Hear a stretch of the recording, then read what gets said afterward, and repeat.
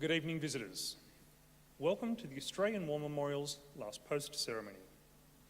My name is Gerard Pratt, and joining us today from the Australian Army is Corporal Jeanette McNilly. We warmly welcome the veterans who have served, those that are still serving, and the families that love and support them. We acknowledge the members of RSL Services Clubs Association, RSL Victoria, and RSL Queensland, who are watching the broadcast of this ceremony across Australia. During this evening's ceremony, wreaths will be laid at the base of the pool of reflection by visitors to the memorial and students on behalf of the following schools. From New South Wales, Pendle Hill Public School and St Joseph's Primary School, Killaban Bay. I invite you now to all please stand and join in singing the National Anthem.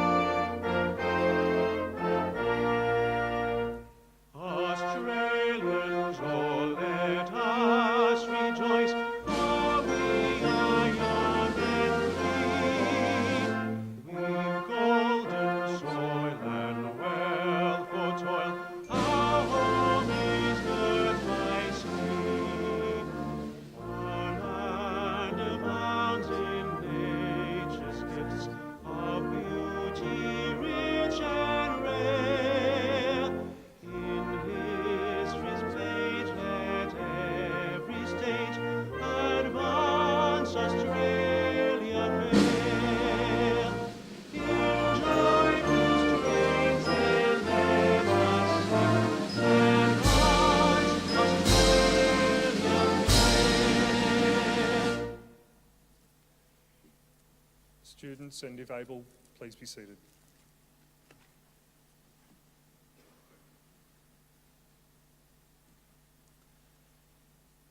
The Australian War Memorial was the vision of Charles Bean, Australia's First World War official historian. Bean landed with the Australian troops on Gallipoli and stayed with them at the front through until the end of the war. The idea of this national memorial and museum came to him at Pozières, France, in the depths of the bloody fighting of 1916. Bean's idea was that this would be a place where families and friends could mourn loved ones buried in faraway places. It would also be a place that could help all Australians understand what these men and women had endured and what they had done for us. Bean's vision, to which we remain true, is best expressed as inscribed in the entrance to the memorial's galleries. Here is their spirit, in the heart of the land they loved, and here we guard the record which they themselves made.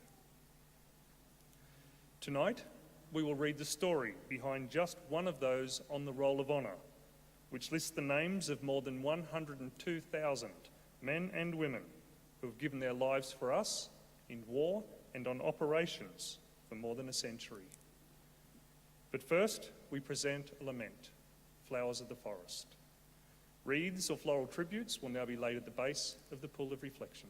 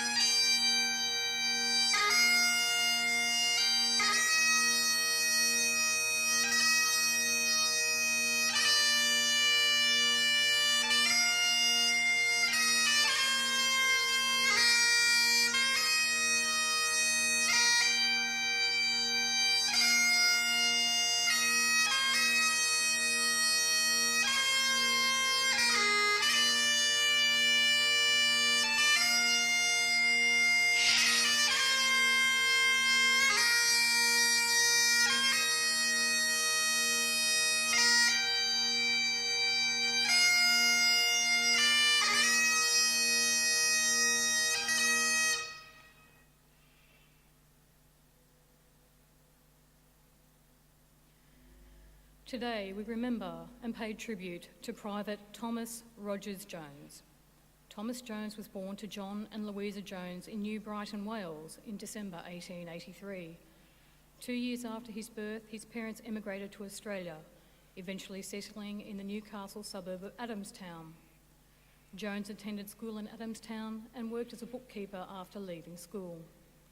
When the First World War broke out in 1914, he was working as a boilermaker's assistant.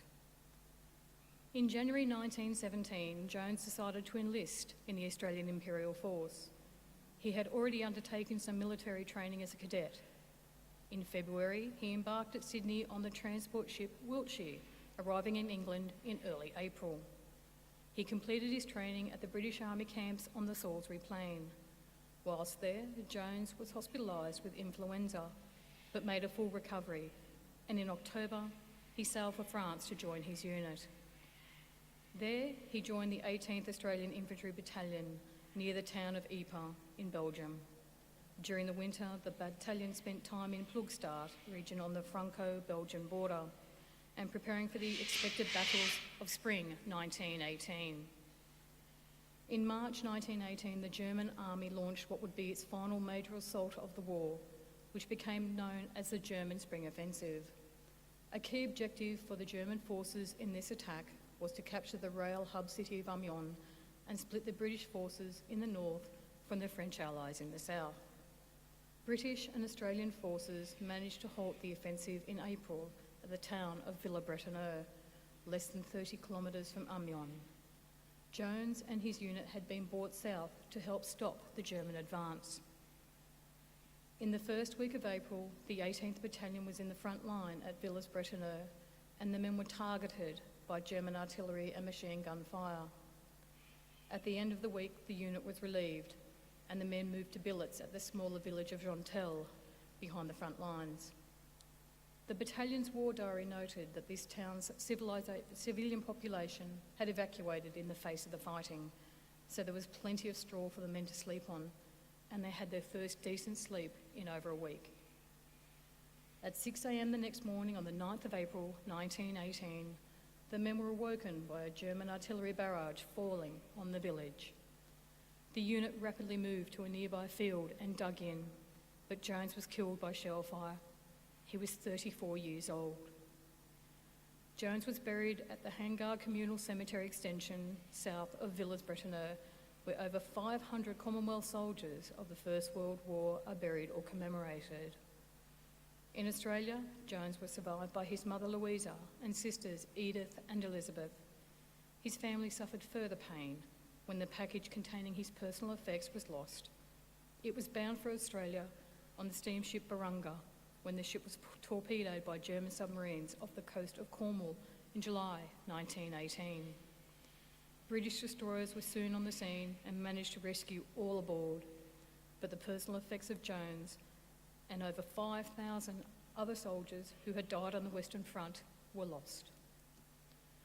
Private Thomas Rogers Jones is listed on the Roll of Honour in my right amongst more than 62,000 Australians who died while serving in the First World War. A photograph of his headstone is displayed today besides the pool of reflection. This is but one of many stories of service and sacrifice told here at the Australian War Memorial. We now remember Private Thomas Rogers Jones, who gave his life for us, for our freedoms, and in the hope of a better world. Please stand for the reading of the Ode and the sounding of the last post.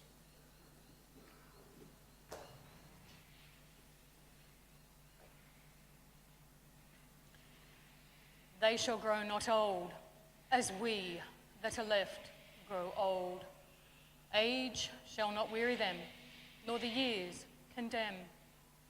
At the going down of the sun, and in the morning, we will remember them.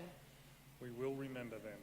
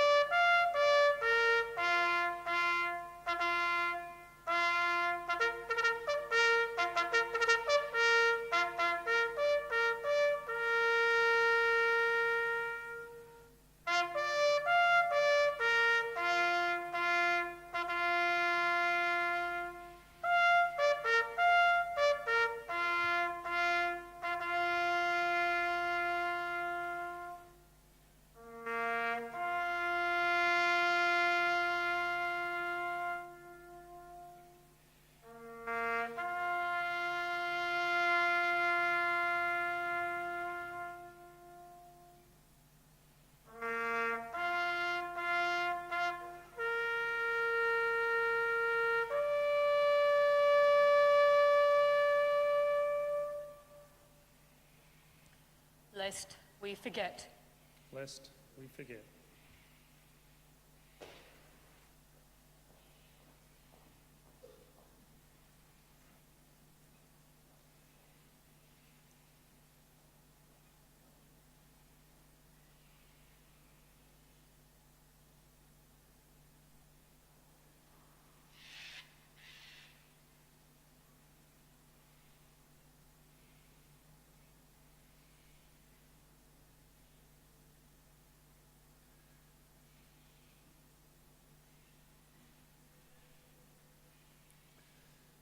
We leave you this evening with the words of the memorial's founder, Charles Bean.